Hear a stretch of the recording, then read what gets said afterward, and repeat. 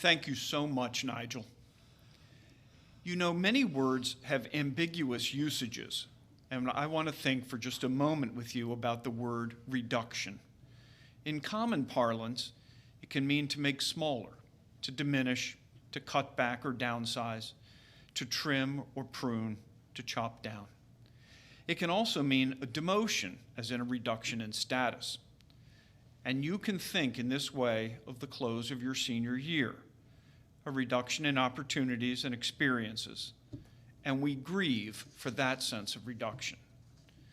But there is another way to think about reduction, and that is the way that mathematicians and chefs think about it, as a getting to the heart of something.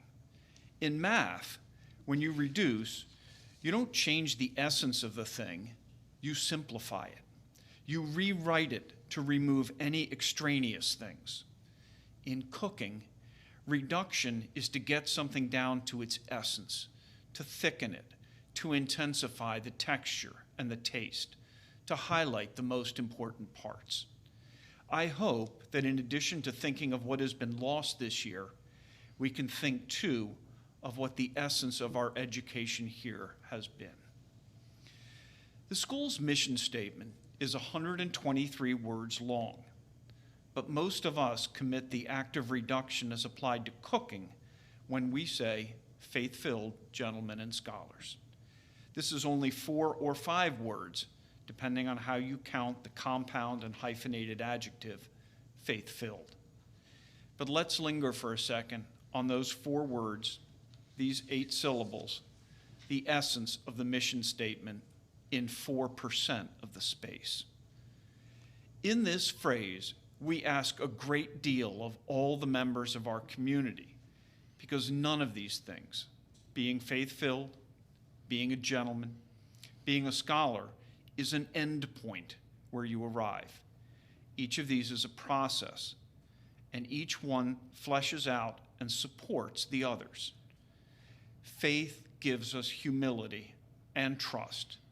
It allows us to believe in God and providence and in each other and in the virtue of knowledge. It is the adjective to both nouns, and it gives each of them a particular quality. Being a gentleman reminds us of our place in a community, our social obligations to each other, our jobs as leaders and followers, and every one of us plays both those roles throughout our lives. And scholars, because scholarship involves risk-taking of new ideas and following the rules of a scholarly discipline. Scholarship involves theory and then practice. Scholarship demands individual labor of mastery and the communal labor of testing and sharing. Scholarship involves failure as well as success, and it demands the recognition that neither of those states is permanent. I congratulate all of the award winners tonight, and I ask them to consider and remember the people who have helped them and made their work possible, parents, families, friends, teachers, and to live lives that demonstrate that gratitude. I hope that when we tell stories of this time, that we will be able to remember the essence of our experiences more than we remember the loss. And I hope, too, that you will join the community tomorrow at 11 a.m. for a virtual prayer service to end racism and injustice.